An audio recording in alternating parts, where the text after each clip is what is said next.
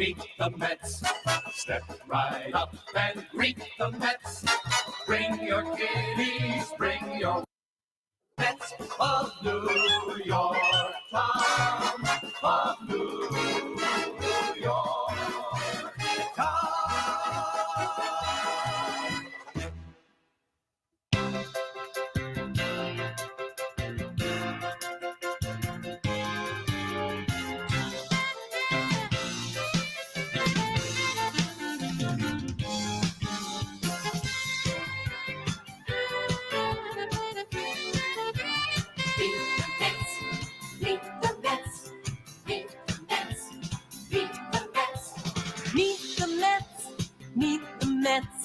Head for the park and greet the Mets. Hot dogs, green grass, all out of shade.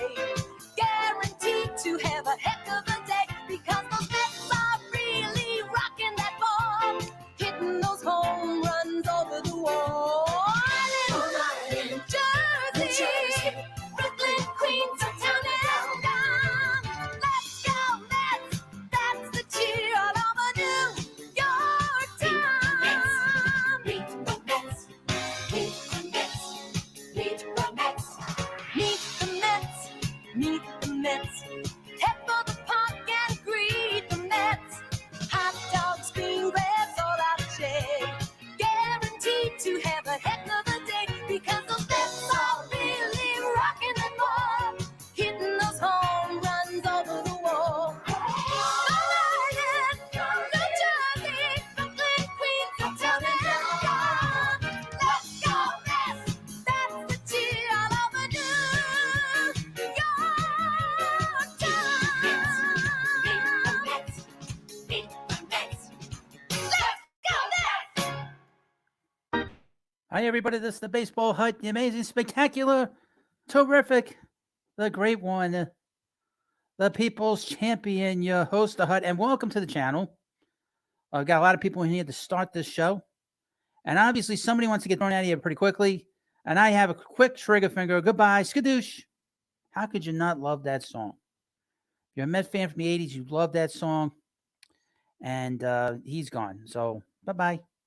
So let's get into the chat. Hello, Michael Arnold, PJC, a.k.a. Midnight Poet, Kevin Reardon. Let's see. Instarter Myth. How are you? Southern Cal Mets fan. And John Kearney. So here we are again, live from New York City. Merry Christmas, everybody. I did not do a live stream yesterday. I didn't think it was worth doing something for just to give everybody a day off. I don't expect any kind of news with Carlos Correa. Because today's not a business day, if you didn't know that. The banks are closed. The post office is closed. Hello, Leon. Hello, John Kearney. So I don't really see any news today when it comes to hello, Yumi T. I would not worry about Yumi. You need to sort of get away from Twitter. Twitter is still garbage, even though it's better than it was. But expect something probably tomorrow to happen with Carlos Correa. I don't expect it tonight. I'd be very surprised. I know people are clamoring for it. We're all home today. Well, for the most part, we're all home today, hoping that today will be the day. I do not expect that, to be honest with you. Like I said, today's not a business day. Today's bank, all the banks closed, like I said. So I expect it to happen tomorrow or Wednesday. Probably not likely tomorrow. So take a break. Christmas is here. Well, was here yesterday. And obviously there was a problem with the physical. He has a problem. I was thinking about this. He probably had a very bad, probably had a bad ankle injury, right? Isn't that what they said? That the injury was an ankle injury, and but I think it kind of occurred a little bit higher than the ankle, and it probably affected the bone that attaches the knee to the ankle. I think that's kind of what I've been reading. I think that's what they're getting at, that might be a problem long term. It didn't seem to bother the Twins. The Twins were willing to give him a 10-year deal because they offered him 10 years this offseason. So that didn't seem to be an issue with them because he played for them and they know the physical situation of the player. Now, I would point out, and I feel this way, and I felt this way for a while. As a fan, we have to be a little careful with him because of his injury situation. His injury situation over the last few years. He's been hurt a lot in his career. He's a guy that he's a very strong defensive player. It'll be interesting to see how he is, how he is defensively at third because he's never played third on the major league level. I know he's played at the WBC at third when Lindor played with them. Southern Cal Mets fan. He had surgery and the doctors found the buzzer he used from 2017. Well, he's at the center of that. That's not really the main reason I don't want him here. Now, I will say this, that I will tell you what I think about a player. He is not my favorite player. I was hoping that they would have signed Trey Turner, but I guess Trey Turner wanted to play shortstop. And I know early in the offseason that they were very much interested in him, but I guess they changed their mind. They had to figure out what they were going to do with DeGrom. They had to make their run at Verlander. They had to figure out what they were going to do with Brandon Nimmo and obviously with Edwin Diaz. So, yes, I do laugh, William. I do laugh. Hold on, I need a drink. Look.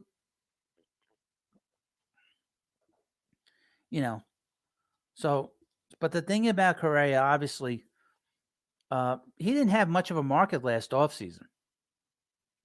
And because of that lack of a market, that should put brakes on this whole thing. And it has less to do with his physical. But I'm just not a big fan of his. I mean, it's just something about him. I think he's he's a controversial guy. And I think that this is sort of the beginning of the controversy that we'll have to deal with here. Now, if the Mets win a World Series next year, that's not going to be an issue. But PJC, a.k.a. says Midnight Poet, is Devers available? that ship has sailed because the Mets are going to announce that they signed Correa. I think that ship has sailed. And to be honest with you, the Red Sox are just a complete total mess. Hello, Ty Licata. He says, I heard it was lower fibula. Someone slid into it last year and Correa said it vibrated. Ooh, that's not good.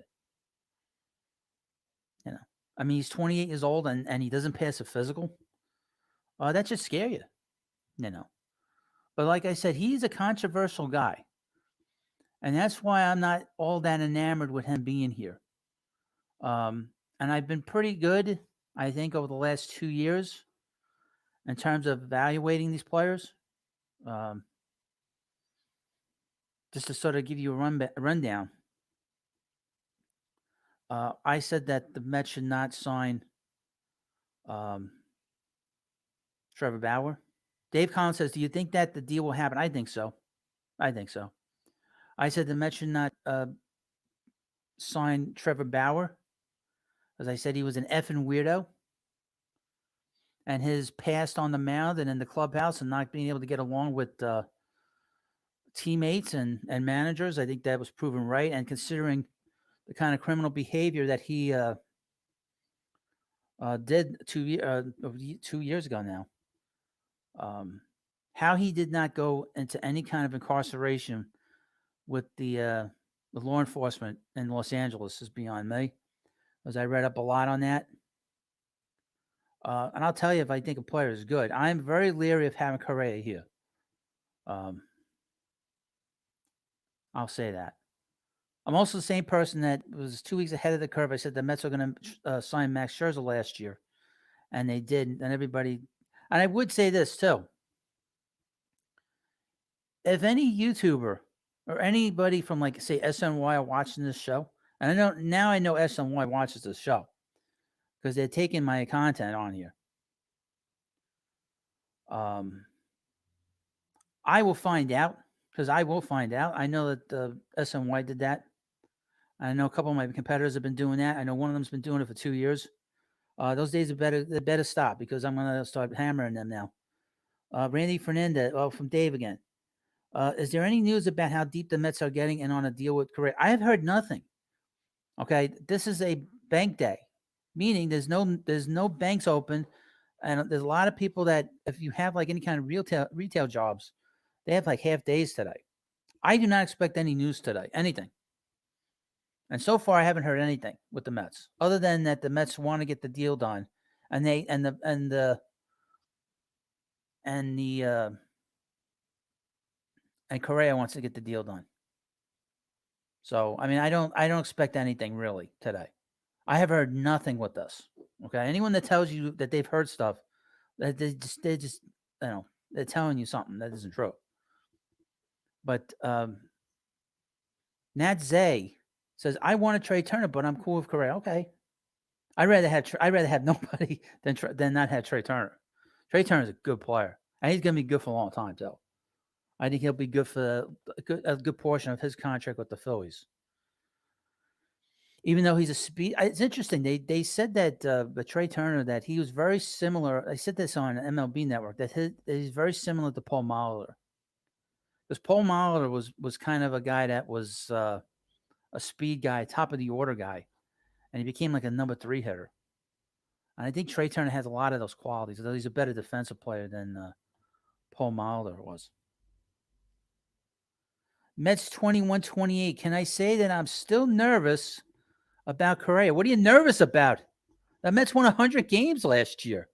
This is just extra. The Mets didn't have to sign him, by the way. They didn't have to sign him. They could have just said, you know what, we're good enough.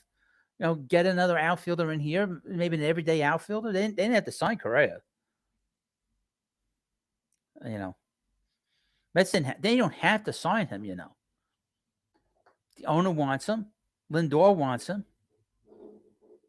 And then Buck will integrate him into the team. That won't be a problem. I wouldn't get nervous about him not signing here. That I mean, he's a good player, but he's not. It's a little overrated. When I get a chance to see him play every day, I will make my judgment.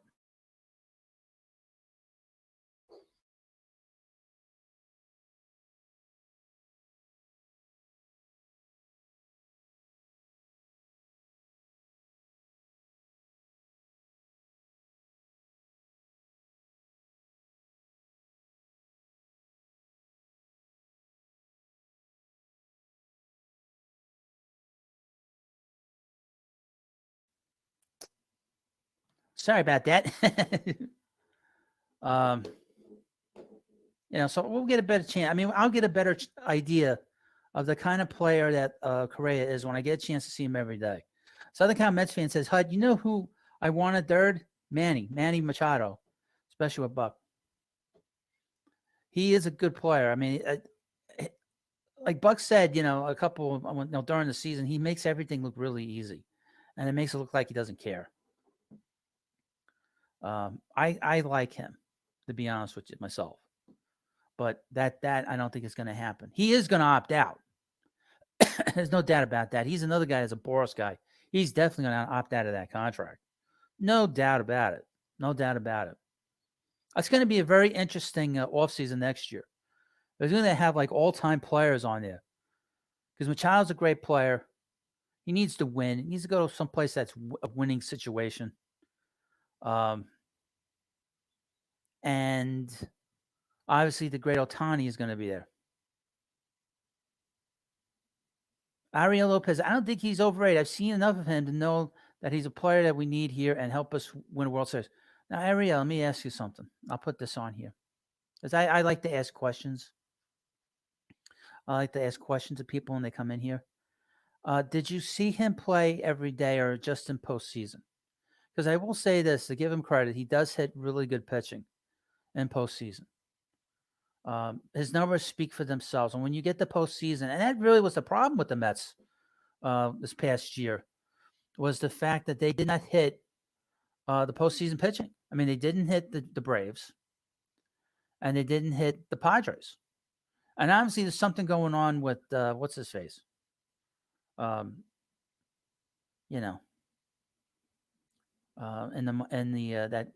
game 3. But you have to tell me that did you see his games in postseason or just because I like to see these players every day in the middle of the summer, just see how they are, how they hold up, and how they do in different situations. Because a lot of times in the regular season, you get a pretty good handle on a player. And since we haven't really been a team that has been in the postseason a lot, I don't really have an idea. Postseason doesn't always tell me everything about a player because you see a lot of players they do well in postseason and they have lousy careers. From John Kennedy, what happens to Correa's market value if the Mets don't sign him? That's not our problem. Who cares? Who cares at that point? There is a market. I mean, it seems like there are teams that have asked about him.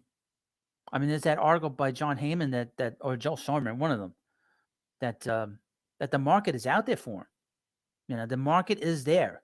So it's not a situation where there is no market for him. There are teams that are asking to talk to him, but um,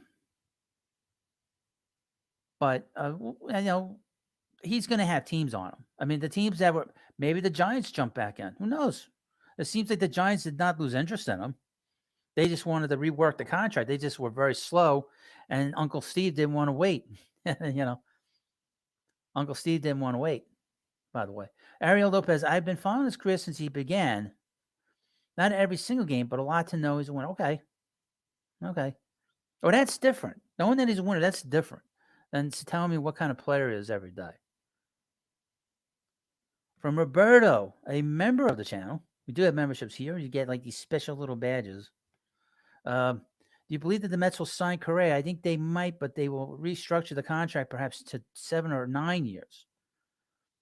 Between 250 to well, I don't know about the money in the years.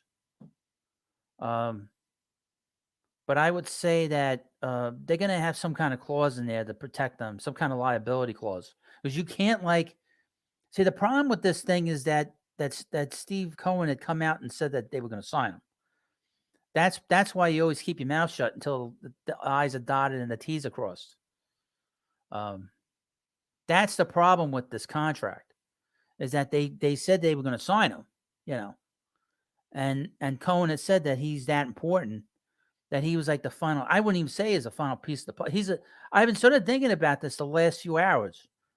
What kind of lineup do you have with him? Okay, where do you bat him in this Mets lineup?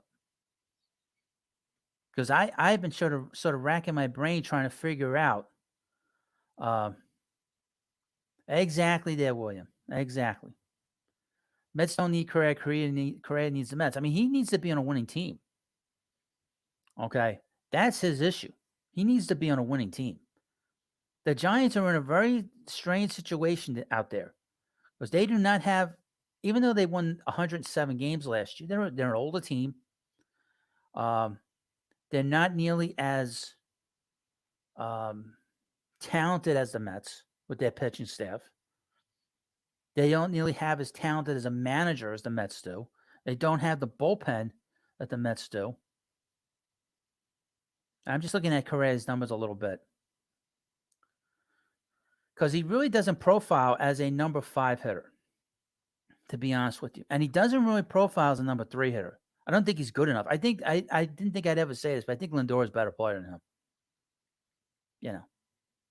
And Lindor, I've had my issue with him early on was the fact that I wondered if he could stay healthy. But seeing how good he is, he's really good offensively. Very dangerous bat offensively. He's hit 30 home runs 2 times. He's a really good player. 3 times. A really good bat. He's a better bat than Correa is. But Correa is a better defensive player. So you kind of, I mean, that's really the question. Where do you bat him in this Mets lineup? We know Nemo's batting leadoff. We know that Lindor's batting third. He's got to bat third. We know that Pete's the cleanup hitter on this team, but he needs protection. Is Correa good enough to back fifth? That's the question. And looking at his on-base numbers, they're not that great. I mean, really, it's 357 on-base percentage. I mean that's it's okay. It's not as good as. Let me take a look at Marte. Because Marte was so good last year, batting second on this Mets team. Now, of course, please like this video and subscribe to the Baseball Hut. And we will be back tomorrow doing a live stream. Yeah, so last year, Marte's was 347. His is 346 in his career. So Correa is a little bit better than Marte.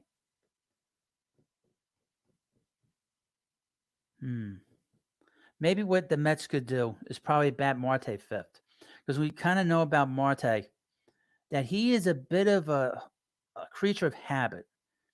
He wants things very much his way every day. Let me get to a couple people in the chat here. If I forget, just let me know if I didn't say your name. Randy Fernandez, hello. An irresistible chicken sandwich. Where's the watermelon guy? We got to wait for him. How you doing? Sean Zarnicki, regular here. William says this, I would think Nimmo, Correa, Lindor, Alonso, Marte, McNeil, Vogelbaum, Kana, and Narvaez. Maybe you back Kana. Maybe back Kana seventh. Interesting. McNeil, you can bat anywhere. McNeil's always bound. You can bounce McNeil all over the place. I know that with Keith, I think Keith would want McNeil batting third. And I mean, there's so many things the Mets can do. They have, Buck has a lot of flexibility with this lineup that we can't underscore. They can bat pretty much anybody anywhere other than Pete. Pete's not a number 2 hitter.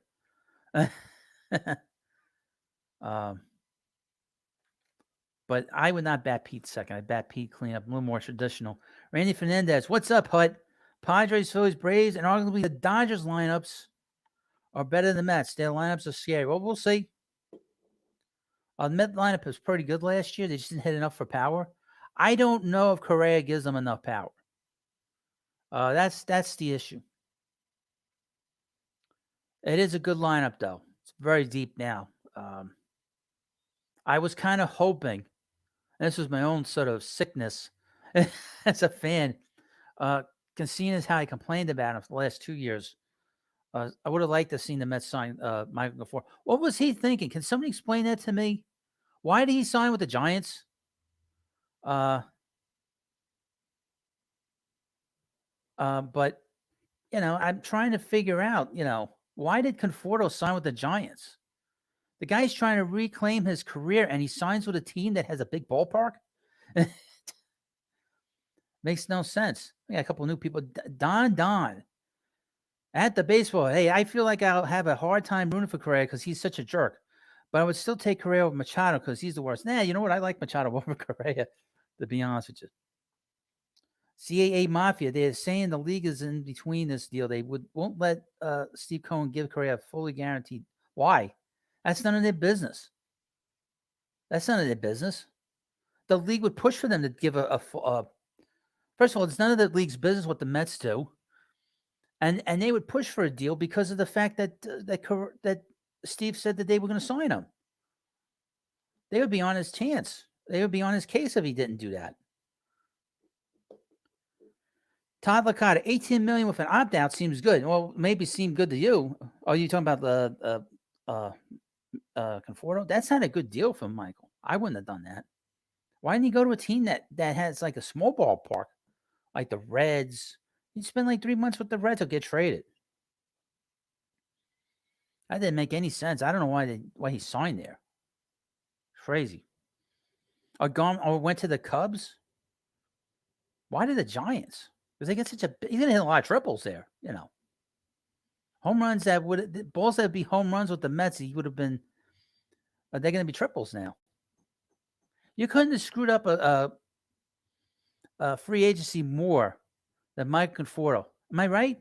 The guy had a 5-year deal, $100 million on the table last year. And with a 6 year, they were going to give him 6 years, $120 million. He turned it down. What a dope. Then he turns down the qualifying. Then he has a bad year.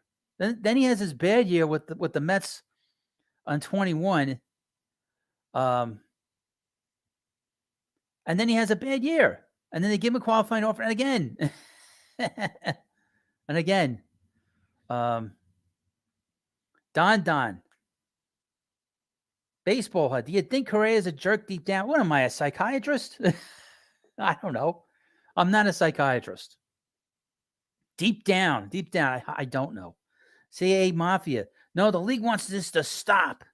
They want players to stop getting full guaranteed deals that are injury prone and won't play out their deals. Manfred is in between this. Now, how do you know that? CAA Mafia, how do you know that? I don't know that. How do you know that? Who are you? What am I doing here? I mean, really? I'm Christian Roman. Correa being Mets doesn't matter. It doesn't matter how much or how long. He'll be a Met and we'll get our World Series victory. Well, I don't know about that.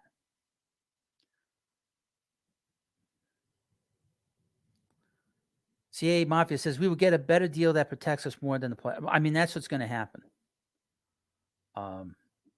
I think that at that point, they will get some kind of liability put on the contract that, say, for instance, he gets injured, that the Mets won't have to pay him. That's probably what will happen.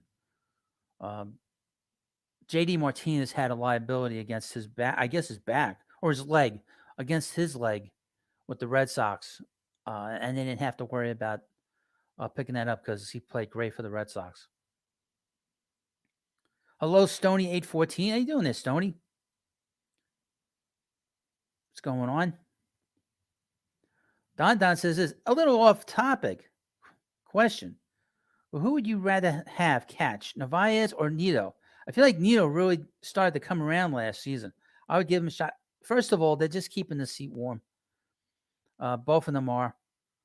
They have a very young catcher in Alvarez. Alvarez is going to get a look in a couple of months in spring training. But I like Nito a lot. He had a very, very interesting offensive year. He led the league in sacrifices when he had one sacrifice his whole career. He was a very difficult out late in the game. And I felt that I just feel like he's better in terms of framing. I need to see Narvaez on a regular basis to give you a better idea. I know he's a good catcher. He's better than James McCann was.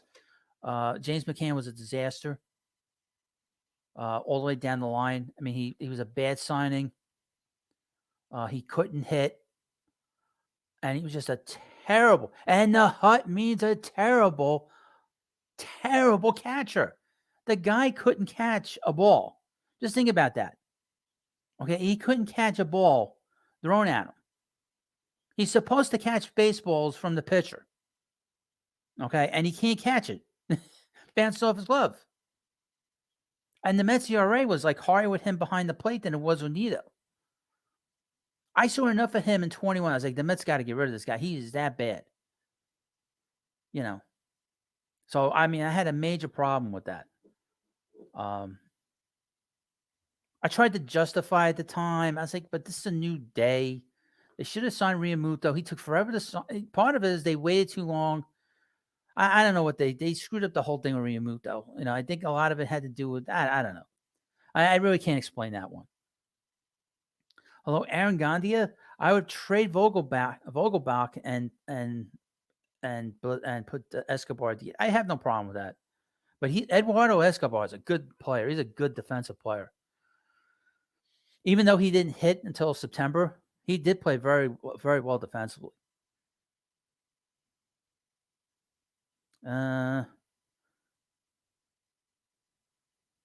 814. Did you ever get that cleared out with the companies using your videos? Just worried about that few, my friend. Well, it's not the companies. It's just a couple. Well, first of all, it seems like the Met YouTubers. Let me sort of explain something to you. The media always gives credit to other media people. All right. For any breaking news that comes down the pipe. And I learned this because I had a friend that worked in the media. We're no longer friends, but he was a guy that worked for a big publication. And the biggest complaint he had, and he did YouTube videos, and I guess he still does. His complaint a lot of times to me is that he never got credit when he did something, and other YouTubers would just pretend it didn't exist. My issue is if you are going to do this as a profession, or even if you're not going to do this as a profession, just want to play around and stuff, you have to give credit to anything you see online. And I will do that. I have no problem doing that. I'll give you an example. A couple of weeks ago, our buddy Jim Riley from Ballcap Sports, he was talking about how he got a tip that the Braves are going to trade Ronald Acuna Jr. They didn't wind up doing it. I guess there's a little brushback from the fans and from the front office. The front office wasn't entirely sold on it, but he got a tip. Now, if he had gotten traded, I would have done a video on him, on Acuna getting traded, and I would have mentioned how Jim had gotten the credit. Jim should get credit because he was the only one that talked about it. And I have found that the other Met YouTubers tend to sort of ignore this channel. I will do a video, just say, for instance, last year on Scherzer. And I did a video on Scherzer, and 2 weeks before the Mets signed him. As far as I know, no one ever came to me and told me that the other Met channels gave me credit. I think maybe Hum Baby might have mentioned it, that I was the first to sort of mention that the Mets are going to sign him, or they had a chance to sign him. So I take that very seriously because I always credit other channels and people online for the ideas that I come up with. And I notice with these other YouTubers, they will do a video on a subject a day after or a few hours later, and they never mention my channel. And I find that very disgusting. Okay. It's not professional. And I know one of them is trying to be in the media. If you're going to do that, and I basically hold myself back here. You know, my reputation as the comic book cut was very nasty. Okay. And I'd go after everything that moved. I don't do that here. Just don't have the time for it. And it's just a different audience. Hello, Swaggin Burger, another great name. Sweaty R6. What's our confidence level? Mets will figure out. I think it's pretty high. I think it's going to happen. It's not happening today. I think that's probably happening probably tomorrow, I would think. That's my level of confidence. My level of confidence is 0 for today. I don't expect any kind of deal happening today.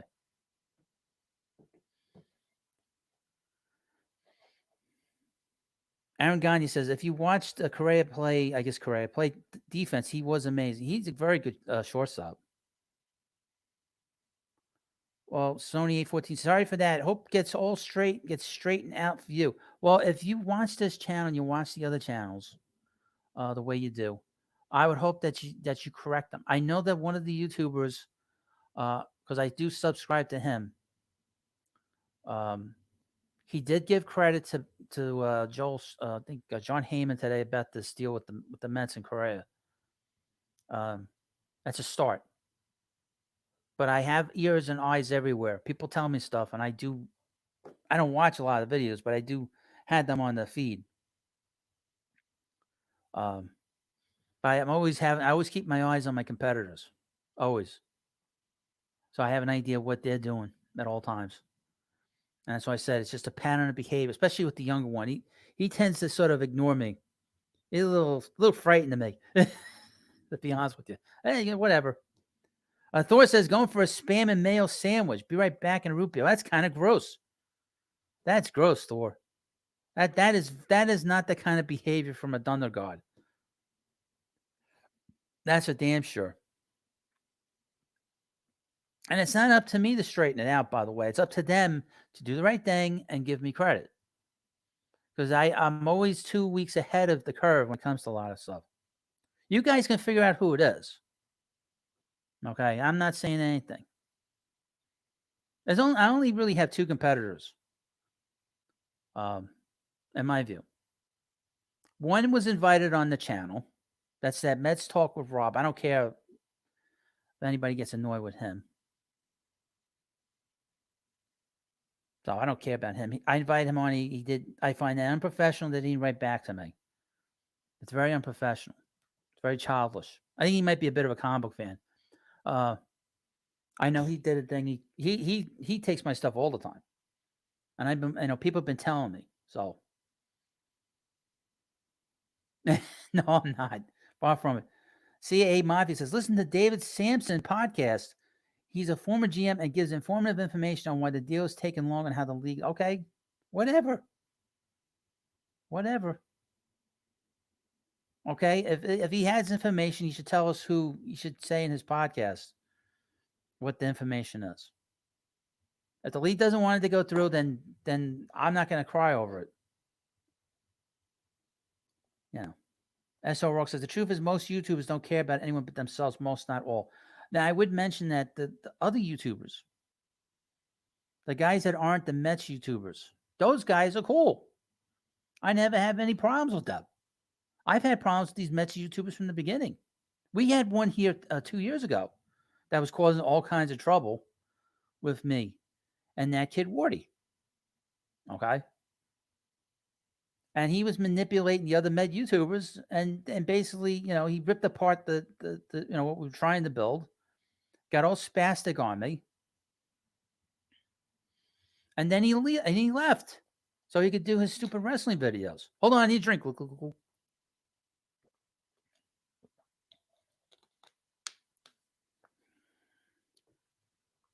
Aaron Gandia says, at this point, if Correa signs, get a fourth outfielder and one solid reliever. I think that's probably going to happen. I think, Correa is going to sign here. I would be surprised if both sides want it to happen. He's a better fit. Wow, all the people in here. Now, please, of course, if you're coming through, you're probably thinking, this is the guy. This is that crazy baseball hut guy. Yes. And please subscribe to this channel if you're coming through for the first time. And, of course, be very kind and participate in the chat. We'll talk about the Mets. Carlos Correa has not officially signed with the Mets. I'm trying to do my best to put on a good show for you. I'm going to be more on camera in the new year. And you get to see my Christmas tree. Look at that. See my Christmas tree. My backgrounds suck. That's been a bit of a problem because I want to do like a Mets background, and I have like a great setup, my man cave, my Mets cave, but I can't set the computer up to where you can see it. It sucks.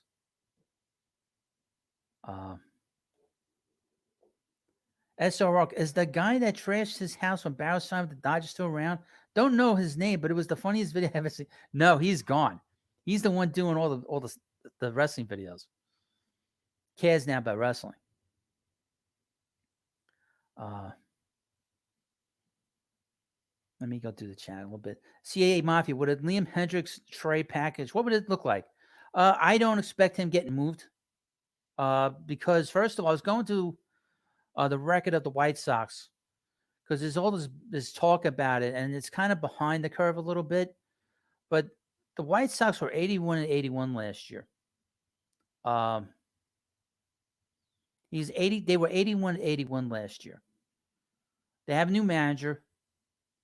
They have a bunch of guys. They lost Abreu.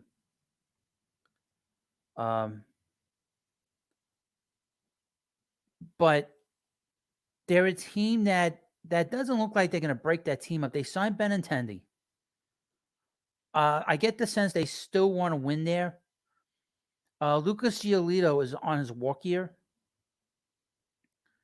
So and during the last week or two, the White Sox said they were not trading Liam Hendricks. They said that they were taking calls on him with teams, and I know the Mets were in on it very heavily. But I don't expect the Mets to make that deal. I don't expect him to get moved right now. And here's the thing: he's 33 years old. He's got another year on his contract. for 23. I don't expect him to get moved right now. If the White Sox struggle, if they have another problem, if it's more than just, Tony La Russa being like, elderly and what am I doing here? I don't know, what am I doing? Who am I? What am I doing here? I mean, if it's more than just that, then they're going to be in it, and they're not going to trade. Now, if they're not bad, if they're not good, they're going to move them. But you're not going to have to worry about giving up like that package that the Cubs gave up for Aroldis Chapman in 2016, where they gave up a player like Gleyber Torres. I don't expect that. PJC, aka Midnight Post, says, I listen to you often after you record, but this is the first time I'm seeing you. I'm sorry. Sorry. I'm sorry. Sorry about that.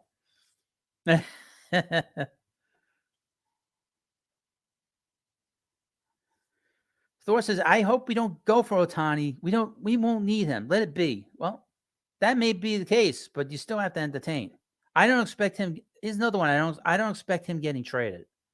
At the trading deadline. He's going to be with the Angels to the end of the year. Hector Ferrer Jr., he's worried about the PR. The Mets have to get Correa or it will end up as a bad PR on Cohen. If it gets waived off, I see he gets a 10-year, $275 million deal with language in his contract on games played and with opt-outs. Well, first of all, $27.5 million is more than what he's getting in this contract. Okay, because he's going to get $26 million. So I don't think that the contract is going to get reworked. I think there will be liability for for the team in case he gets injured. I think that's what we'll see here. I don't see anything else changing with that. I don't think the contract is going to get moved that much. I'm sure it's being discussed. I'm sure they're talking about the kind of contract they want to do, but I really don't see them changing the years. Maybe less money, but I don't really see much less than what he's getting. I know he lost a lot of money from what happened with the Giants deal, and he lost a year of the contract. I would be very surprised if that were the case. CA Mafia was worried about 3 years from now. We need Ohtani. We have pitchers on their last legs and have no real prospect pitchers. Who will be our ace 3 years? How about worry about this year? What does that guy Sampson say? Don't ask me. You're the one promoting this guy. Hold on, I need a drink. Look. As I dribbled on my face. Holy crap. What's the matter with me? That's a damn slob. And a napkin here. S.O. Rock says the J.D. Martin deal. I don't know what the hell he's talking about. Just J.D. Martinez, I guess. With the Red Sox should serve as a template to close the deal.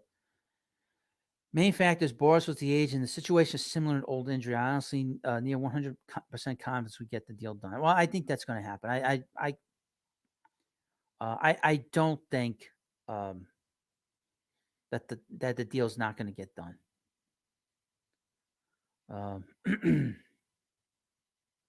CA Mafia says we need Ohtani. We have pitchers on. I mean, again, you don't need Ohtani. I mean, Ohtani, really, the dream is really. Oh my God! Let me tell you something, folks. Let me get into this because I've been meaning to get into this. I don't know if you watched my video that I posted of Randy Levine, who was the Mets, as the Yankees president, and he was hired by George Steinbrenner. Thor says, I like your tree hut. Well, thank you. I like it too. But since I posted that video of Randy Levine telling the media here that the Yankees were the flagship team of Major League Baseball, past, present, and future, the Yankee fans have been writing to me for the last 3 days, spazzing out. And it's hysterically funny. They prove my point about how they are. And you see it in the media how angry some of the people in the media are about the Mets doing so well and spending so much money. For instance, on on Friday, it was Friday? No, it was Thursday. I was driving home and I heard the Yankees announcer, and really Yankees shill, and she's close to ownership, Susan Waldman, complaining and telling the guy on the radio, because she's being interviewed, that the Yankees do not buy their championships. Now, I would mention this. And then she started talking about the core four and all this nonsense. And the core four, they didn't spend money. Bernie Williams was going to leave. They got a lot of money from the Yankees. The core four, there's only one player that was important to those Yankee teams back in the late 90s, early 2000s. That was Mariano Rivera. These other guys, there's spare parts. There's guys that they could have done things. And one of the guys in the core four was a PED user, Andy Pettit. But she's spazzing out. She's screaming, complaining. Because the Yankee fans and the Yankees, they're not used to this. They've not been used to this in like 35 years, about the Mets being the big team in town. And wait till Ohtani pitches at Citi Field for the Mets. Wait. You think it's bad now. And they're going to be complaining. They're going to be pulling out all the trophies and everything else. But when you had the president of the Yankees saying what he said, it tells you how it really bothers them that the Mets are spending. This thing with Correa has set Major League Baseball crazy. Because they didn't want Cohen to buy this team because they were worried that he was going to spend a lot of money. Because really, Major League Baseball do not like the Mets. They hate the Mets. They really hate the New York Mets. They like the Mets being a punching bag. They like it. They like to make fun of us. I know that because I've seen it for all these years. They love making fun of us in social media. And really, since the Wilpons left, they don't know where to go. So it's been kind of a strange thing for them. They don't know how to act anymore because everything's been turned upside down. It's hysterically funny. Let me get back to chat. Aaron Gandhi says, DeGrom is probably questioning his life decisions right now. Well, I don't think he wanted to be here. I don't think he wanted to be here, quite frankly. I don't think he was happy with. Let me sort of go through this again. Maybe you haven't heard. I've been for the last 2 years saying that he didn't want to be here anymore. Just through my own sort of, just a vibe that I picked up from him. That there wasn't like a lot of warmth when he talked about the team. He looked cold about the team. I mean, we know that Scherzer loves being here. He talks about how much he loves the fan. You can feel it. You can see it. But I don't think that he wanted to be here to begin with. I don't think he was happy with what happened here in 2020 with the whole kneeling bullshit. I also know that he wasn't happy about Trevor Bauer getting more money, offered more money last year or 2 years ago. So I think he was ticked off about that. I don't ever think that he ever, and this is, I know he doesn't like the city. And I also think that he did not have much of a relationship with the Cohen family. The Cohen family, I think we love them. They want excellence. They want to win. And they always they want to get the best players in here. They want to make the fan base. They want to make us all happy. I don't think that he was happy with some of the kind of things that the Cohens were up to. Because I think also in a weird way, I think he liked and I would mention this, that the Wilpons signed the contract with him. He's the one that signed the contract with them. So I think he was very close with them. So I don't think he was happy that they were gone a year into the contract and the Mets had new ownership. So I think he just a lot of different issues. The Texas Rangers still have a lot of work to do. They are not great. They are not even a winning team yet. Now, they do have a great manager, and Bruce Bochy. He's a great manager. But that team is a mess. They won 65 games last year, or whatever it was. You know, they won 65 games last year. How much better are they with DeGrom? 5 more games, 10 more. I mean, 5 to 10 more wins. They're still not a good enough team. We saw him here as the ace that he didn't make that big of a difference with the Mets. From James McEwen, he loves my Christmas tree. Well, thank you. Thank you. I'll show you a little more of that. Look at that. Pretty good, right? And it's fake, by the way. It's not a real one. I shouldn't say that, right? I don't want to reveal all my secrets. You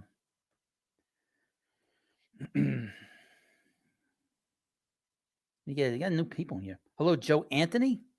No updates on Correa yet. I would expect stuff tomorrow. Hello, Christian JMJ. How are you? Hi, how are you? Yeah, I don't expect anything today. Okay. I figured I'd come on because I know a lot of people are off today. Today's a holiday. Now the birds. William asked about the birds. They're being very quiet today. I don't know. They've been very quiet the last couple of weeks. It's been very cold in the house, so I try to keep them covered. They're not covered right now, but I don't know why they've been very quiet lately. To be honest with you. William also asked, Hud, speaking of the effing weirdo Bauer, do you think he will be pitching in 2023? That's a good question. His suspension is getting lifted. So that is an interesting kind of point to mention. Now I know one thing. I was thinking about this. If Bauer's available, it's not going to cost any team to pay him because the Dodgers are now stuck having to pay him that money for the time that he's lost. I think last year and part of this year. So you don't have to sign him for the minimum. The Dodgers are going to release him because he is toxic for them now. They cannot have him come back into that clubhouse knowing the kind of stuff that he's been into. Even if he didn't do what he was doing, he's still doing something really disgusting with this woman. Okay.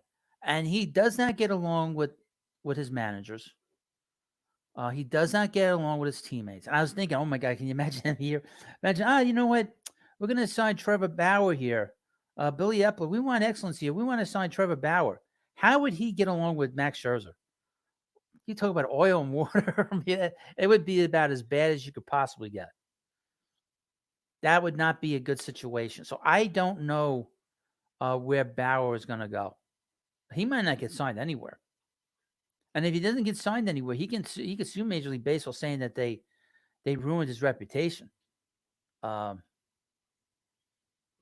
I mean, he's a tough, like, maybe the Angels, but then that would hurt the value of that team. You know, I mean, he hurts the value of your clubhouse, your team, everything. PJC, aka Midnight Poe. You need to fix that name. That's too much in there. Bauer and Harvey will be invited to the same spring training camp. Well, Harvey's got a lot of problems. Hopefully, he gets his life in order. Now we understand why that guy like fell apart the way he did. Hold on, I need a drink. CAA Mafia wants to know what reliever would put this bullpen over the top. Well, I think the bullpen's pretty good now. Over the top, you're talking about a guy that that's a closer that's going to be in the eighth inning. The Mets now have a guy that you can rely on at the end of the game. And I really am very happy they signed David Robinson. He's going to be so good at the back end. That eighth inning is locked down, even at his age. Let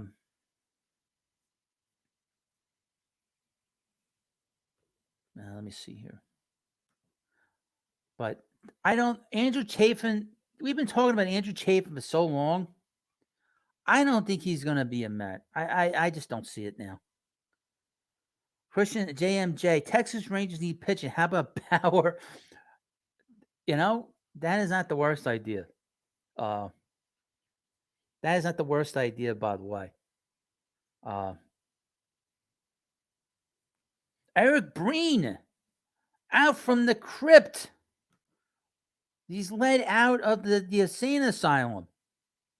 They let you out of the nervous hospital, Eric. If Barrow can get out, someone will sign him. See Deshaun Watson. I guess Deshaun Watson of the Cincinnati Red. Eric Breen's a very disgruntled Cincinnati Reds fan. Where you been, Eric? I don't really follow the comic book stuff anymore. Eric Breen. I guess he never seen so many people in a live stream for a channel this small. Let me tell you something. The comic book channels, unless you make fun of other people, nobody watches. They don't want to watch comic book stuff. Eric, you ever seen so many people in a small channel like this?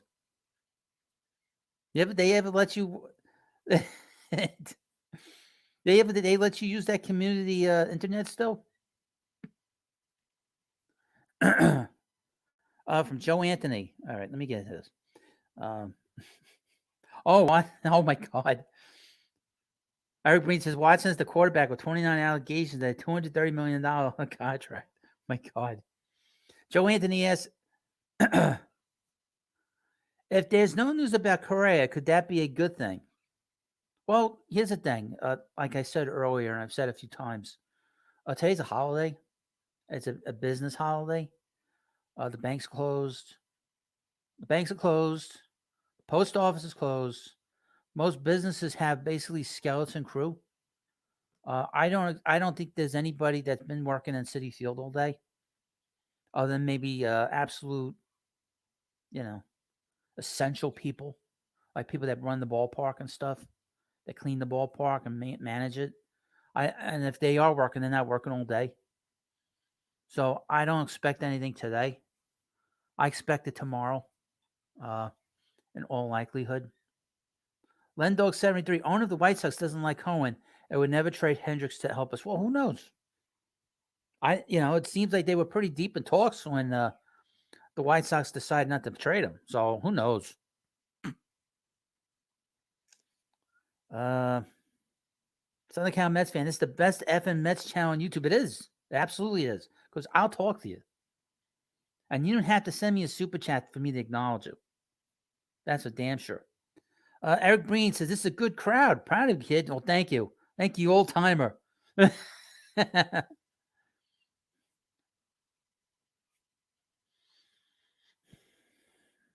Anthony Mazzano, MLB, says, knowing my Marlins, even after we signed him to an extension, I think we might trade Sandy Alcantara. Would you give up Brett Beatty and Mark Vientos for Sandy? That's not going to do it. That's not a trade that the Marlins will do. That's not enough. That guy's a great pitcher. I don't know where he's going to go. I mean, they're going to move him at some point. He's going to move at some point.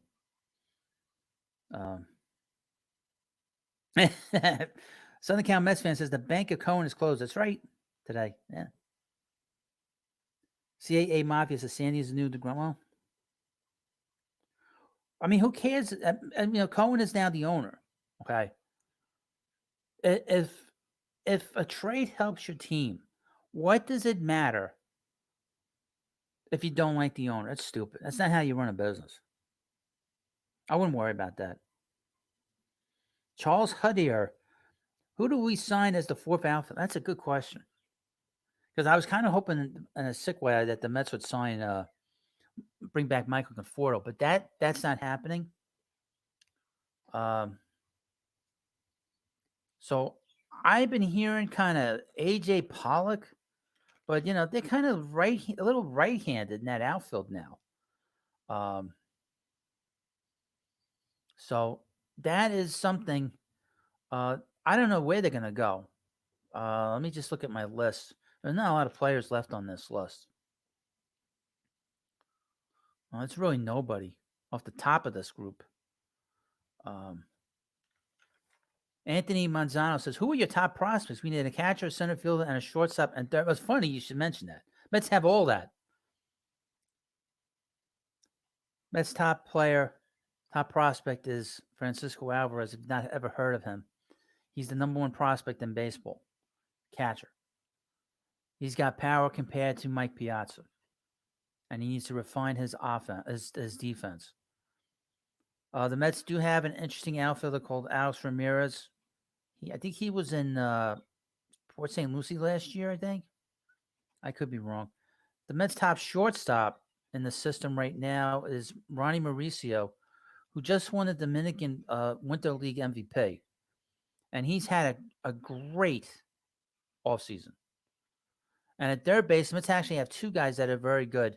Uh, the number two third base prospect is Brett Beatty. Is their third? I think their third best, the second best prospect, and it's Brett Beatty. And the other guy is Mark Vientos.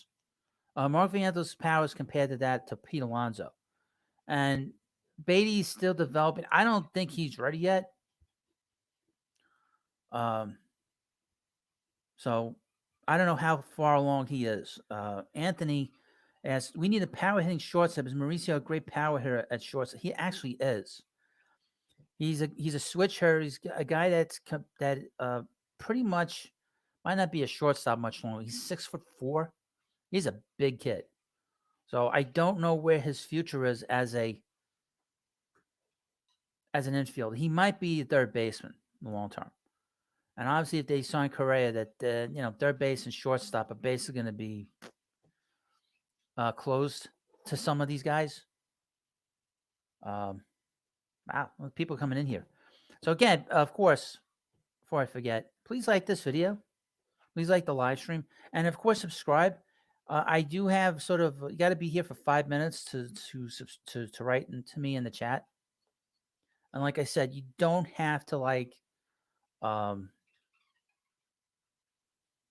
you don't have to send me a super chat for me to talk to you. I love talking to people anyway on here. You should keep this set. A great look, really. Well, here's the thing. I am not keeping this tree up in the middle of summer. Ding, ding, ding, ding, ding, ding, ding, ding, ding.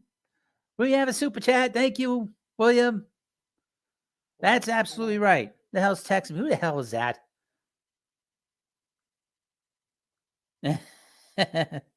Ding, ding, ding. We have a super chat. Woo! This is great. Thank you, William. I appreciate it.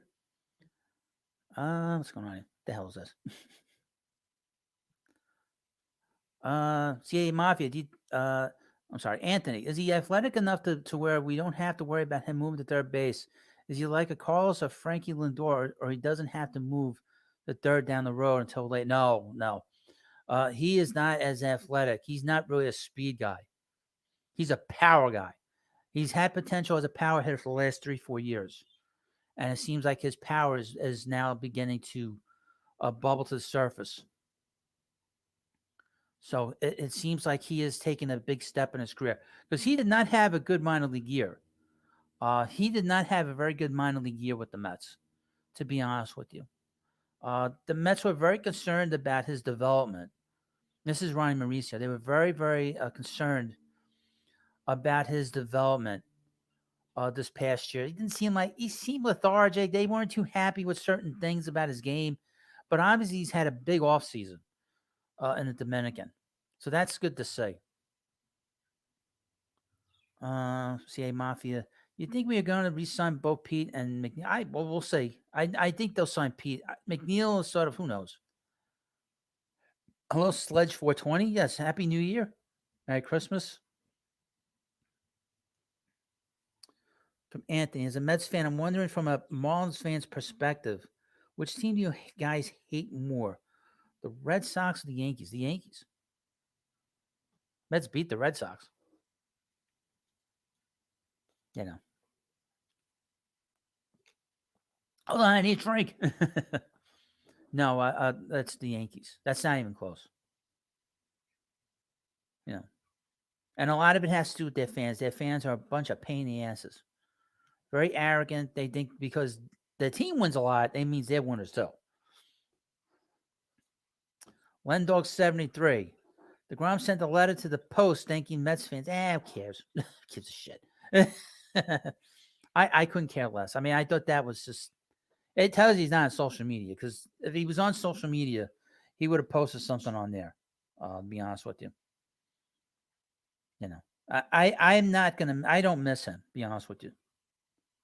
Um, you know, Thor McNeil does not get enough love from the fans. I love his game. I always loved his bat.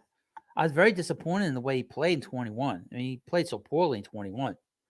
That guy's a good hitter. He's really good. He's gonna win. He's gonna win multiple batting titles.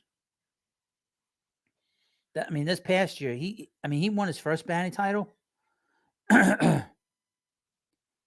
um, I expect McNeil to win another batting title too. I think that's how good of a hitter he is. And I've been trying to think of how's the shift going to affect his game because he hits the ball all over the place, and he very much was very much good at hitting that ball in the opposite field, and they played him to shift. He's not really a shift player. He's not a player that's a pole hitter. Anthony Manzano says, "Can you explain to me why David Wright doesn't get enough respect from?" I don't know where you're hearing that from. I think all the Met fans love David. I don't know where you heard that. All the Met fans, we all love David. The problem with David is he couldn't stay healthy, you know. And he let City Field get into his head. Then he got hit in the head by Matt Cain. Oh, I have great grammar. Let me tell you, there, Thor. It's great. You know, my grammar is terrific. My pronunciation is good too.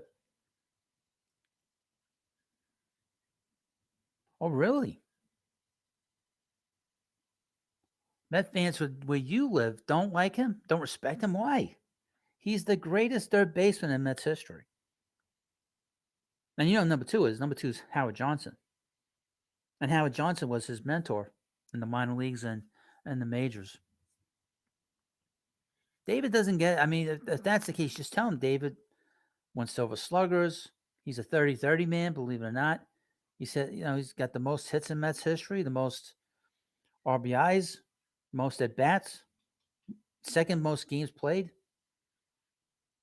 And if it wasn't for the injuries, if it wasn't for the back problem, he was probably going to the Hall of Fame. I mean, his first 5 years, he was a Hall of Fame third baseman. He was that good, It was fun to watch him play, especially in the beginning, how great he was to watch. There was nobody better than David Wright to watch every day.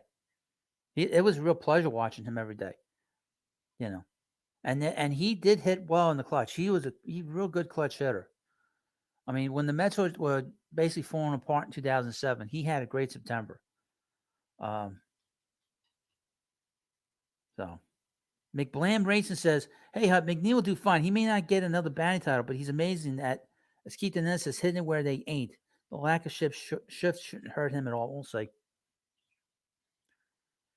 Scott A says, "Where do you live, Anthony?" Like he wants to visit him.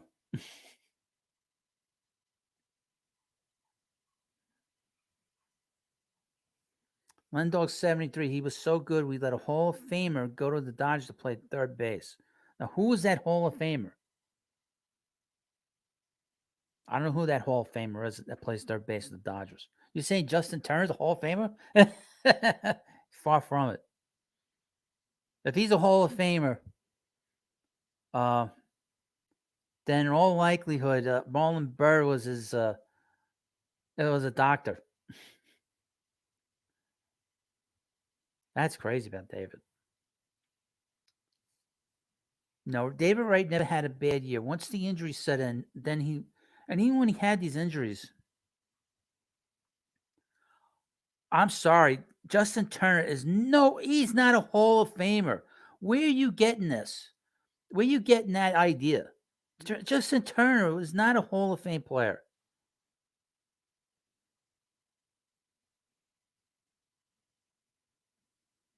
Anthony says, "Do you think David Wright's the first ballot?" He's not David's not a Hall of Famer because he's kind of has the same problem that Don Mattingly has. He had the injury and he wasn't the same. NJ Swamp Fox says, Justin Turner is not a Hall of Famer, though the Mets should have kept him. Okay, so when Justin Turner was here, he was the 25th man on a bad team. This was a guy that played for the Reds, was in the Reds minor leagues. He was drafted by the Reds. He got traded to the Baltimore Orioles and was released, was put on waivers by Buck Showalter. The Mets picked him up. And then he floundered for 4 years here. Everybody has like this revisionist history about this guy. The guy did not, he was here 4 years. He did absolutely nothing here for 4 years. Okay. And then he meets, it's like when Harry met Sally, he meets Marlon Byrd, and all of a sudden his whole life changes. Then he goes to the Dodgers. First of all, his whole approach as a hitter changes. Okay, because when he was with the Mets, he was taking 3-1 pitches down the middle, 3-0 pitches down the middle. And the guy was one of these players that you couldn't rely on him late in the game. He was terrible in the clutch. So he goes to the Dodgers, he changes his whole approach, and of course, a little advice, of course, from Marlon Byrd. Justin Turner is nowhere near a Hall of Famer. Not even close. Not even close. I'm sorry. He's just not. He's nowhere near that. Nowhere near that.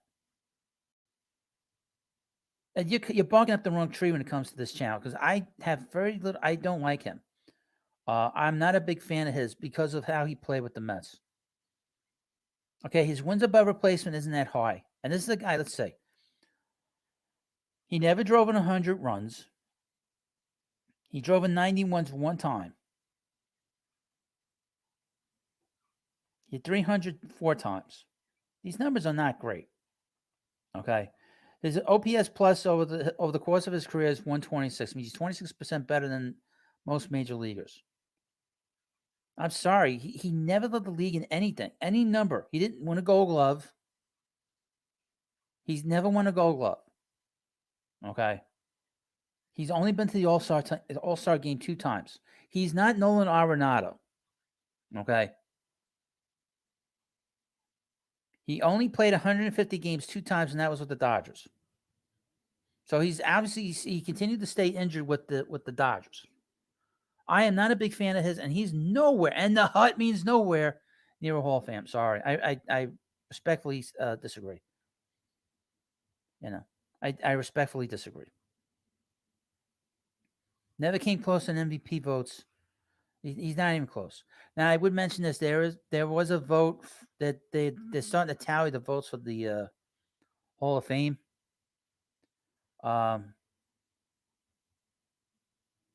And I was shocked to see who is now over 75%.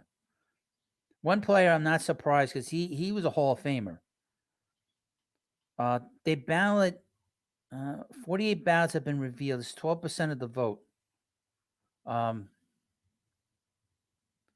Scott Rowland now has 77% of the vote. I think he's going to get in. He deserves. I wanted Wheeler here. Wheeler's a different story because I always like Zach Wheeler, and he wanted to be here. If Scott Rowland's at 77.1%, he's going to be in there. But I was totally shocked. Hello, the muffin. I'll put this in there. Got a lot of food here in this channel. But I was shocked to see that Todd Helton has 77.1% of the vote for the Hall of Fame. That is outrageous. Outrageous. That this guy has this when this guy has been rumored to be a PED guy, to be a steroid guy. How this guy is in, and guys like Barry Bonds who never failed the test. And I would mention that he did have his girlfriend complain about shrunken testicles in court because he was doing steroids. But Todd Helton was rumored to be a guy that was, and he was accused by an announcer that he was doing it. Hello, D74. So Todd Helton now has 77.1% of the vote. Let me go through some of this. This is with 48 ballots so far. Billy Wagner's at 68.8%. Billy Wagner's a borderline case. I could see him getting in one, not getting it. Andrew Jones is going up. Andrew Jones now 62.5%. How is he not in the Hall of Fame? I don't understand that. Gary Sheffield's at 58.3%.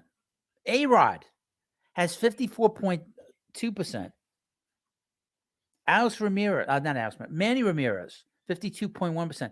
Here's something for us to see. I don't think he's going to get in this first ballot. Carlos Beltran is at 50% even. 50% even. That's cool? I mean, I think Carlos is going to get in at 50%. He started at 50% in about 2 or 3 years. I think he's going to get in. And he'll probably go in as a Met, by the way. He's going to get in as a Met. No doubt in my mind. Jeff Kent, he's on, I guess, the last year of the ballot. He's not going to get in, and he doesn't deserve to get in. I didn't care for him. Part of being a Hall of Famer is being a guy that shows good character. He didn't get along with his teammates. He didn't get along with the media. He was not respectful towards the fans. That I saw it myself when he was with the Mets. Andy Pettitte, now he's not a Hall of Famer. How he's still on the ballot is beyond me. And a bunch of other. The guy that's really hurt by his behavior over the last few years is Omar Vizquel. He's now at 8.3%. So he's not getting in now. Get his nose clean, he'd be in. Hold on, I need a drink. Look.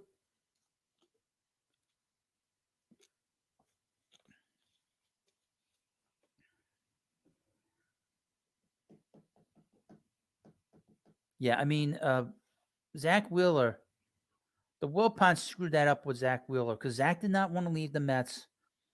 Brody was Van Wagenen was very disrespectful towards Zach in terms of how he talked about him, how he treated him, and it was just terrible how the Mets treated him. The Mets should not have lost Zach Wheeler and have him go to the Phillies of all places. It's no surprise that team made that run with him at the top of that rotation. Okay.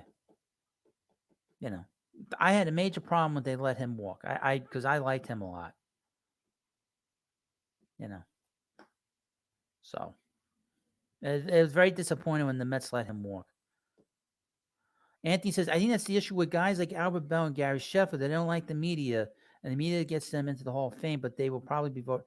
Well, Albert Bell's different than Albert Bell and Gary Sheffield, two different stories. Gary's in the media. Okay. Gary's in the media now.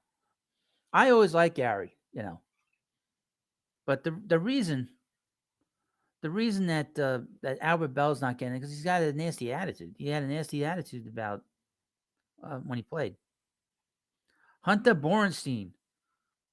Hunt, what's your feeling on when Correa's deal gets done? Probably tomorrow. I think it'll get done tomorrow. I mean, really, they just got to figure out the language in the contract. And I think they kind of took the last couple of days off because of the holiday. I think they ended their day early on Saturday. Like from 12 to 1, it was pretty busy here at the hut, and we were talking about it here live. And I think tomorrow will get done. Today is not a regular business day, even though it's Monday. That's why you're all here watching me, because you're all sitting around thinking about when this is going to happen. I don't expect it to happen today. It'll happen tomorrow, in all likelihood.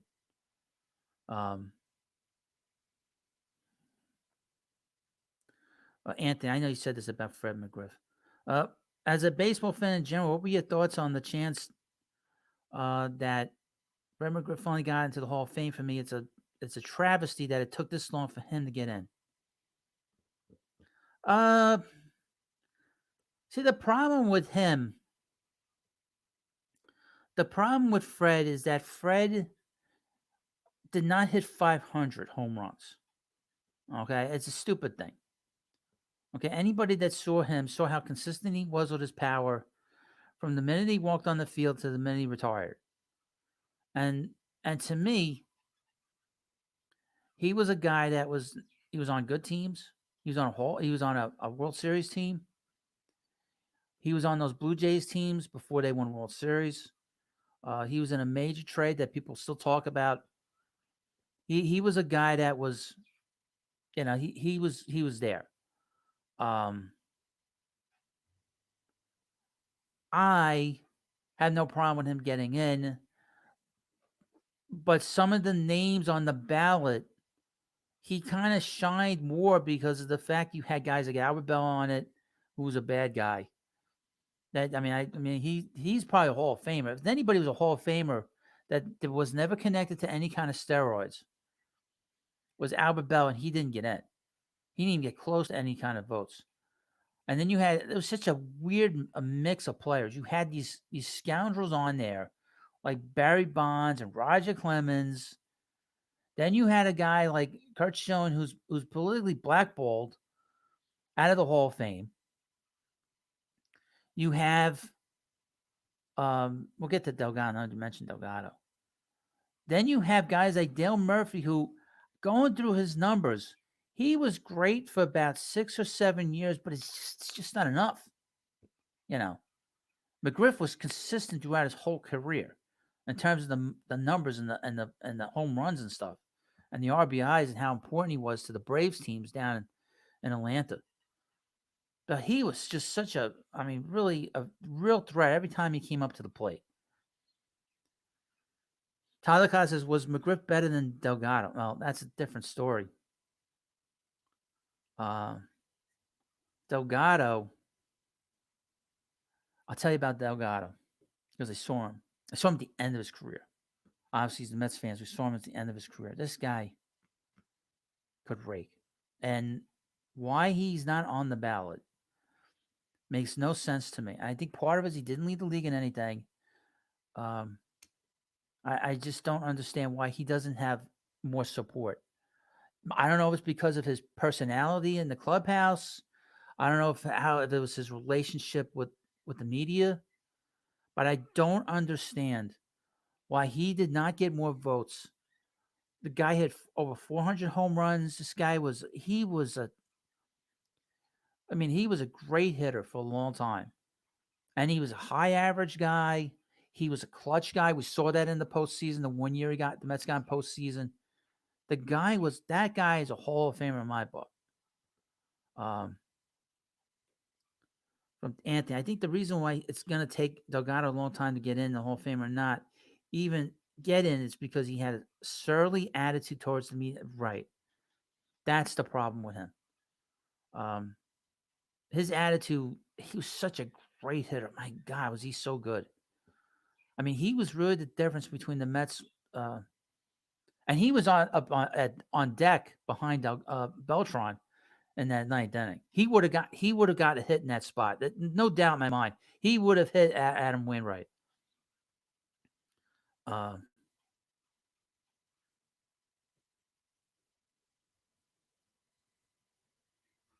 Internet Tattletale. That's a new person in here. Delgado's 2008 second half was the best Mets hitters I've ever seen. He was, boy. In 2006, he got every big hit that year. He was such a great player. I mean, really, just a great bat. What a great hitter, And why he doesn't get the love that he gets. Anthony said, I think that's the reason why it took Vladimir Guerrero this long to get into the Hall of Fame. I think, wasn't he a first ballot guy? I think Guerrero was a first ballot guy. Guerrero's attitude to me was fine. He just didn't speak English. He didn't want to speak English in front of anybody. Thor says the Braves weren't that good when Murphy played, best as I can remember. They were good in 82. They went to postseason and they lost to the Cardinals. I think they were leading in that series.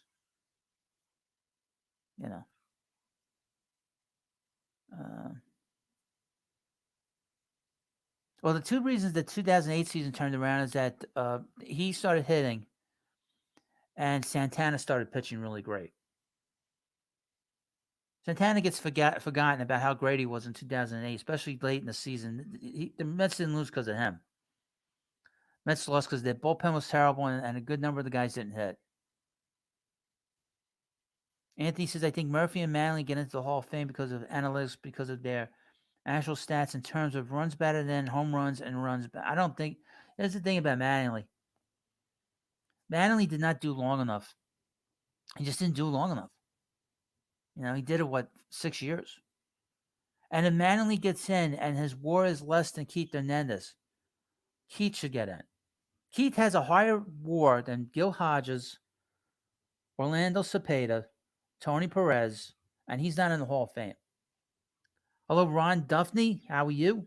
Now, of course, please like this video, this live stream. And if you're coming by later on, watch this on replay, leave comments in the comments section. I do read them, and I do appreciate when you leave them. I got a lot of likes in here. 76 likes. That's pretty good for me. That's pretty damn good. Thank you. I appreciate that. I'm going to do a live stream tomorrow. I'll probably definitely have a live stream tomorrow because I expect some news with Correa tomorrow. That's not a situation where we don't. I think tomorrow's a business day. I think the Mets will get it done with him. A lot of stuff was weird because a lot of stuff fell on because of the holiday, Christmas Eve and stuff. They put everything on hold. But I expect the Mets to make a move tomorrow with Correa. I wouldn't guarantee it, but I think it's probably going to happen.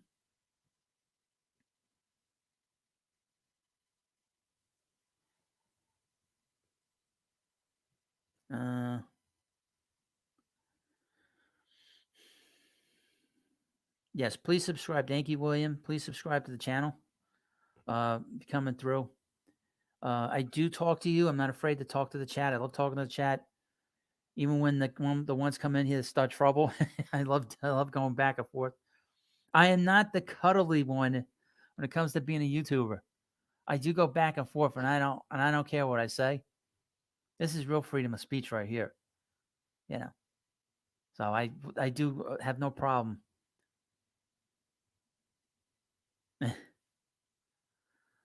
Southern Cal Mets fan, don't collect hats. Use a retired Maya bookie.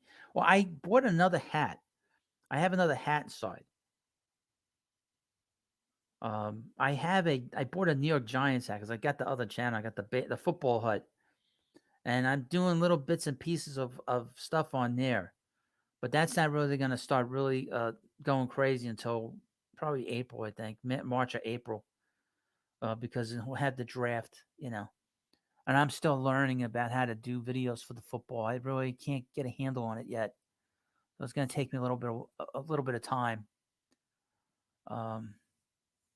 So I do have like a new Giants hat. This is an old Mets hat that I have here. Family member gave this to me, not this Christmas, a couple of Christmases ago. But this Giants hat I have inside, it's a brand new hat. I got it at Target. I was hoping to get a Mets hat, but they didn't have anything on the shelf. And there's no like Models anymore. So yeah, so Beltran was a great center fielder. He's the center fielder of the 2000s. The Sporting News named him that. He's a Hall of Famer. He's going to get in. He should have been a first-time ballot guy, but because of the whole thing with the whole sort of the scandal with the Astros, it's going to take him a while to get in. It really, cheating's been going on in baseball for a long time, but the problem with the Astros is nobody got punished. That's what Manfred screwed up on, is he didn't punish anybody. And because he didn't punish anybody, everything got all screwed up. And that's why everybody's still pissed off about it. And Beltran was on his last leg, so it wasn't like any kind of like judge on the kind of player he was. Because he was like in his last legs that last year. I mean, he couldn't move anymore, couldn't run anymore.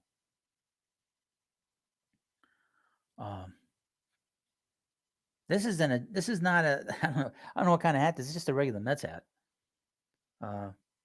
That talented. I'd love you to do Giants. Well, I've been doing them. I did a live stream on Saturday because I took notes. I took notes of the game on Saturday. So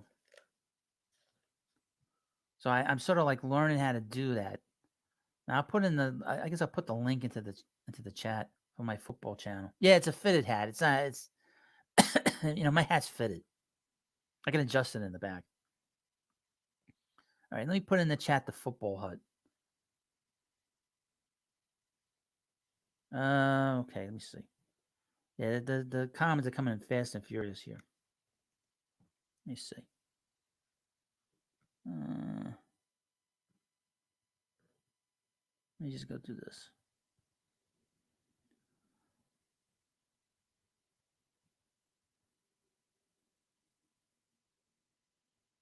Oh, really? You thought that way? You thought that way about the media, huh? I can't really talk about the Hall of Fame. This is more about the Hall of Fame doesn't put the players in, the writers do. So I don't know what the deal is with that. I don't know. So what says, remember we had Church and Pagan in the outfield. Scared. Well, Pagan turned out to be a pretty good player, and Church had the problem. He had his brains knocked apart. Hello, C. Calloway. If I miss your videos, if I miss your comments, just write to me again. Abdurrahman Barry wants to know who's starting opening day, and not until the end of March. Well, that's not till the end of March. What are you worried about now? We're not even in the new year yet.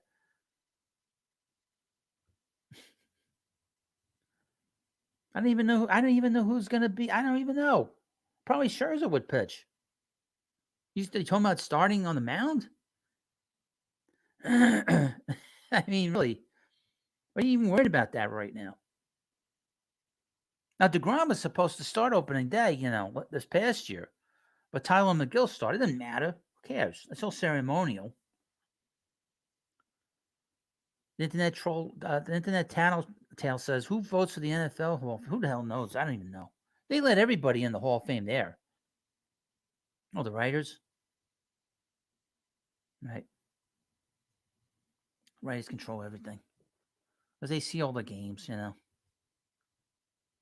some of them don't even deserve it, Let's see. Just checking my phone. Yeah, there's not going to be any news about Correa tonight. I wouldn't expect it at all. Wouldn't expect it at all. Wow, I got a lot of subs on this live stream. Thank you. Thank you for everybody that subscribed during the live stream. Hope you enjoyed it. I'm going to try to be on camera more in the new year. Hopefully, I can come up with some good backgrounds for you to see. Thor says, "I hope Quintana starts opening day." Christian JMJ, DeGrom gets booed, cheered, or mixed reaction at Citi Field. That's a good question. I'm not sure, really. I think a lot will depend on how the season goes. It depends if we'll see if he ducks the Mets like Syndergaard ducked the Mets during this past season. Because they do come in, the Rangers do come into Citi Field in August. I expect the Mets to be in first place. So if they're in first place, I'm not sure how it might be mixed. Who knows? They're going to honor him with a video. I mean, they're going to do that. There's no doubt. I mean, he deserves it. You can't ignore the Grom. Or you can't ignore him. But he's going to regret going down there. I mean, Mets win World Series this year, and they're bad.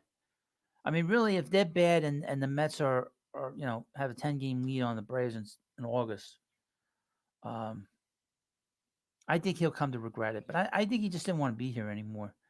Like I said earlier, I don't think he got along with the new ownership. Southern Cal Mets fan, when will you cover the Mets 2023 schedule? It's very interesting. I would mention the Mets are on the West Coast in April, which I'm happy about. They're not going to be in any real cold weather places the first 2 months of the season. I'm so happy that they didn't do that to the Mets this year. But they do what they always do to the Mets in September. They play the freaking Marlins all the time in September. Oh, I don't think the schedule's as bad as it was the last 2 years. I mean, 2 years ago, the schedule was terrible. I mean, the Mets played like in these cold weather stadiums. Um, um, in April in 2021. That's how DeGrom really hurt his arm. I mean, to be honest with you. Let me see. Let me look on the side here. Now, please, of course, subscribe to the Baseball Hut and like the video. And if you want to participate in the chat, all you got to do is subscribe. If you've never been here before, I will be on camera more, hopefully, God willing, more in the new year. Let's see here. Let's start the season in Miami. Mets will be in Miami. So they basically have a very warm weather schedule. Then they come home, and they play the Brewers the 3rd, the 4th, and the 5th on the road. So even though it's a cold weather place, a 6-game road trip to start the season. Then they come back and they play the Marlins. Then they go and play San Diego at home. Then they go to Oakland. I was concerned when they play Oakland. They don't play well out there.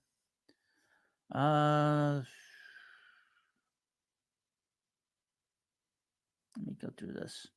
Internet tattletale. You think DeGrom nursed his elbow to protect his opt-out? No, but I think he wanted out a year, so I don't think he had a problem. I don't know if he nursed it, but I don't know. There's a lot of stuff going on. It's a long road trip. 1, 2, 3, 4, 5, 6, 7, 8, 9, 10.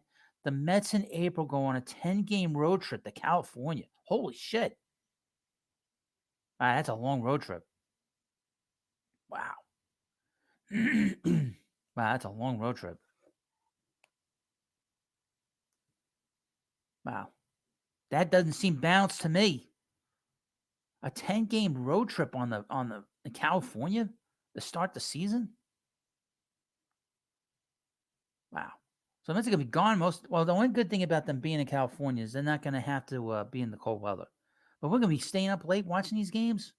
I don't think it's going to hurt the ratings. The Mets ratings are going to be great no matter what. Wow. That's a long road trip. Wow. 10-game road trip. Then they come back. They play the Nationals. And they play the Braves. Wow. That's a long road trip. Then they go to Detroit. Oh, God. That might be a little cold there. I haven't been to Detroit in a long time. Then they go to Colorado. They come home to play Colorado in May. Then they go to Cincinnati. It's going to rain there. Always rains in Cincinnati when the Mets go there. Then a 7-game road trip in Cincinnati and Washington. Oh, boy.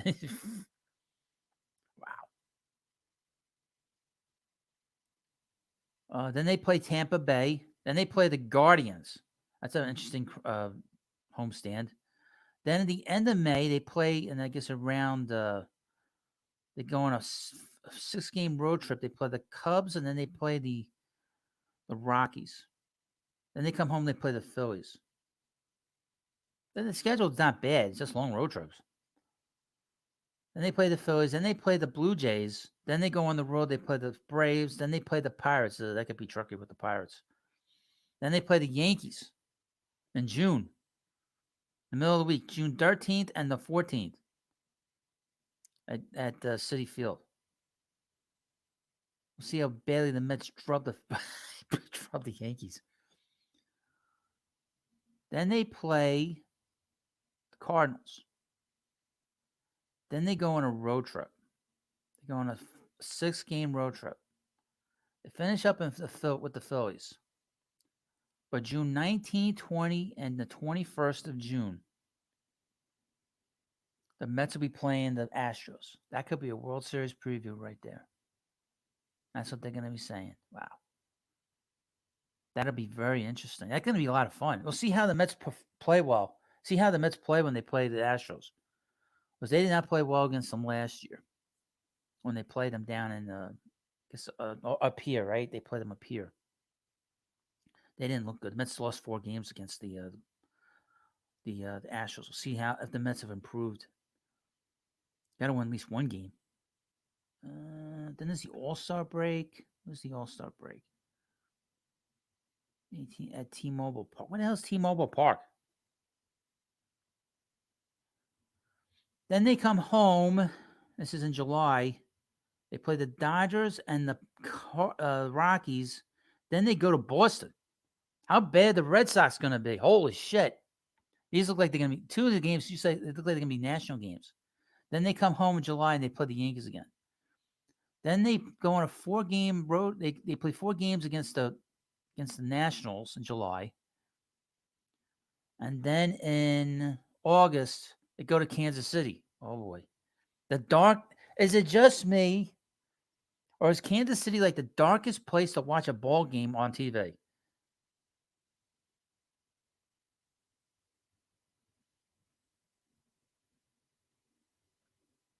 Then they play Baltimore in Baltimore. We'll see where they're at. They're going to be good this year. You know, they didn't make any big moves. They should have run a big. Justin Turner would have been perfect for them. Justin Turner would have been perfect for the Orioles. An older player that knows how to win, and just be a steady hand there. That's a guy that would have been perfect there. They didn't make that move. That was a dumb move. Christian JMJ. Did you or at any moment there was something to the Yankees Tatis rumors, and if the Padres win the World Series, do they fire sale like the Marlins of old? No, I don't think they'll do that because that owner spent a lot of money. Be interesting to see where Soto goes because if the Mets sign, I mean the Mets could sign both of them. Who knows? This guy's not afraid to sign anybody.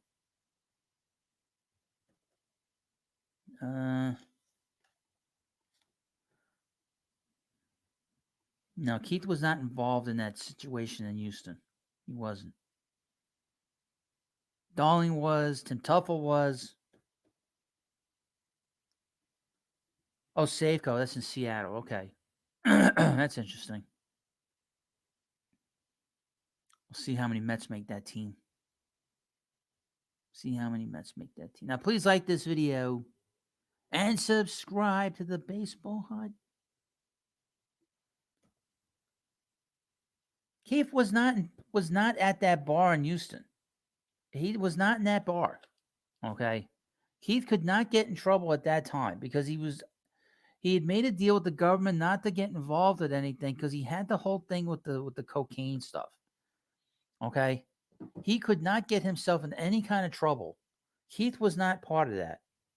I think Bobby O'Keefe was part of that. But Tim Tuffle, Keith had nothing to do with that. Keith could have went to the federal prison if he got in trouble down there with that. And I'm not exaggerating. Because he made a deal with the government that he would provide information and that he had to do community service as part of his like penalty. If he got in trouble, he would have gone to jail. We wouldn't have had a first baseman for the World Series. We might not have made the World Series without Keith. I mean, really. But yeah, I'll be back again tomorrow. We'll talk more about. Hopefully, Correa will get signed tomorrow. I expect that to happen tomorrow. And I want to thank all the people that have come in here to watch the live stream.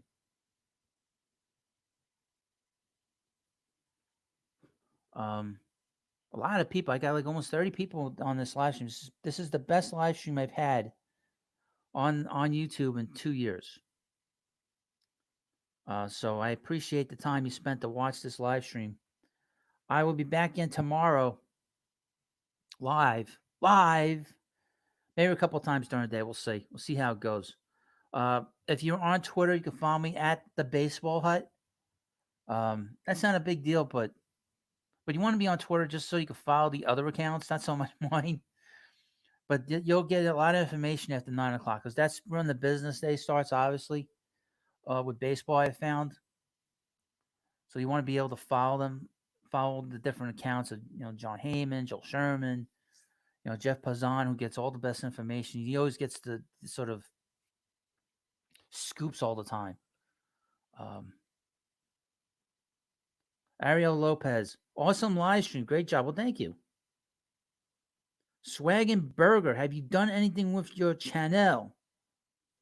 Well, yeah, there's no background here. I got no background. I got rid of all the background, see? I'm trying to like. I thought that the graphics they had looked a little too childish, so that's not going to come back up. Swag and Burger, have you done anything with your channel on the sports side? No, I don't think I'm doing anything with that. It's just too much. Um, so in all likelihood, I'm probably gonna do stuff here and on the football channel, on the football hut. I cannot do anything more than that. I'm not doing any more stuff on comics. That's dead. That's pretty much dead. I'm not doing any more on there. I have no interest in it. It's just too much of a headache. And the sort of the it's just a different kind of audience. It's very different. It's very, very different than you guys. You guys are, even though there's a lot of like food in here, like a watermelon, a sandwich, a burger, you guys are more mature to deal with than really and of course, Eric Breen is one of them. He's a good guy though, but I really don't want to have to deal with that audience anymore, to be honest with you. I'd rather just be here and do this, and I get more out of this. Like I could do this live stream. If I even a goof on like a creator or a goof on another YouTuber, I wouldn't have had 160 people in here. Yeah, I had 169 people in here, and I'm just talking about the Mets, and it's just a bigger audience. It's the better. You guys are a better audience than that. That's just how it is. And I've been thinking about just doing this anyway. The football is something I want to do because that's an even bigger audience than this. And I mean, the reason I do this is because I mean I love baseball, but I make money off of this, and I want to make more and grow this more. I'll be honest with you. I'm not gonna like fool around and say, well, I'm doing this for you. I'm doing it to entertain, and I think it's pretty entertaining right now, you know. But I do this to help my family out. And I got my microphone, so I'm serious about tonight. Peen Muncher, 69. Very unfortunate name. I just want people to say that name. What football team do you like? I like the Giants. I'm a Patriots fan and a Mets fan. How does that happen? Well, the Patriots are going to be bad for a long time. They're not going to be getting anywhere near that they were before. They've got to get another big quarterback in there. If they don't get a big quarterback in there, they're not going to be good for a long time. And I mean, you see why he's won all those games. Belichick. I mean, he's a below 500 coach without Brady, and Brady won that game last night. I'll tell you, those games yesterday were so bad. Those teams were so bad. How bad were they? None of them were in the postseason. I mean, they're just so bad. Those teams were so bad, the Jets are back in it. That's how bad these teams were this weekend. I can't tell you how bad the football was yesterday. The football on Saturday was good. I mean, the football on Saturday was really good. I watched the Giants play the Giants played the Vikings. The Giants played so hard in that game, but they just made too many mistakes in that game. You're absolutely right. James of Flatbush. He is taking over. He's taking over baseball. The Mets are going to be a dynasty now. I mean, I don't like to go that far, but we're in the beginnings of this dynasty now. Okay. This is not a situation where they're going to, and here's the thing, they're trying to reform the farm system. Okay. They did not trade any big players from their farm last year for anybody that's not any good. Okay. They still have their farm system intact. And they're going to be good for a long time. I mean, this team is going to win a lot of 100 games now every year. I mean, they're going to be that good. This is not a situation where we're going to be, good for a year and then not be good for 5 years. Expect this team to win 95 to 100 games every year now. And be a real dynasty, win back-to-back worlds. Now, the Mets haven't won in a long time. But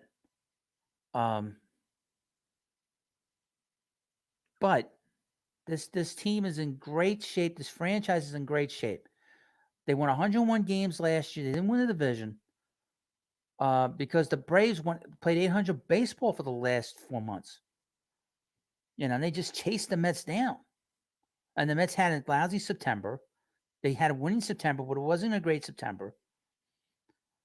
They did not play well in Atlanta.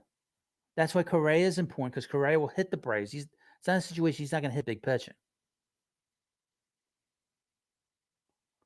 Christian JMJ, predicted record outcome for 2023. Over or under 103 wins. That's tough. I got to see how the pitching is. And how they're able to keep the health going. If they're able to keep themselves healthy with the pitching, I think offensively they'll get the same kind of production that they got last year. And they got to keep Nimmo healthy, because Nimmo's so important now. He's become a very important player. They got to keep Nimmo healthy. They have to keep Lindor on the field too. Buck's got to figure out a way to keep Correa on the field. All right. I think Buck could really improve this team offensively. I mean, the offense of Correa. I think under 103. So it could be 102, 101, 195. A 6-man rotation? I don't think, not yet. Not yet. Next year. Next year they'll have, I mean, if they sign Ohtani next year, they're going to have a 6-man rotation. Which I don't think that he or Senga would have a problem with. Verlander will have a problem with it. Because Verlander's trying to get 300 wins. You know. Verlander is 56 games, 56 wins away from 300. And there's been a lot of talk that we weren't going to see another 300-game winner. And Verlander's going to want that 300. So that could be an issue next year. I don't expect a 6-man rotation this year. Like I said, I would expect it next year, because they cannot pitch. Ohtani is not a every 5 day starter. He's every 6 days for him, or he has been with the Angels. So I don't expect him to be. I expect him to be here next year, to be honest with you. I expect Correa to be with the Mets. I expect him to be with the Mets, Todd. I think he'll be here. I don't care about the years. The Mets will figure this out. I think they'll probably have to get some kind of like liability with him. I think the liability will be the issue. I don't think his problem with really the years is not going to be a problem. Maybe they'll adjust it, give him less years, less money, but they'll put some kind of liability.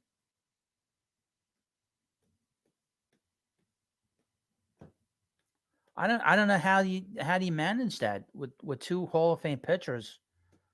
How do you manage Verlander when you have Ohtani here and Senga here, especially Ohtani? Because you're going to need a 6-man rotation on Ohtani, because you can't pitch him every 5 days if he's playing every day. You're going to run him into the ground. Okay, that's the problem. Is it worth getting 5 or 6 more starts out of him? And how are they going to like adjust? How are they going to like manage this? You're gonna say Ohtani, you'll pitch every Friday. And that's the day he pitches. And the same thing with Senga. And how does Senga take it, knowing that he's pitched 6 days? He's only pitched once a week. It's not 6 days; they're pitching once a week, and that's their schedule. So how do the Mets do that? I don't know. But I'm going to end the live stream here because I'm starting to lose my voice a little bit. And you don't want to hear me turn to a weird voice. I don't want to do that.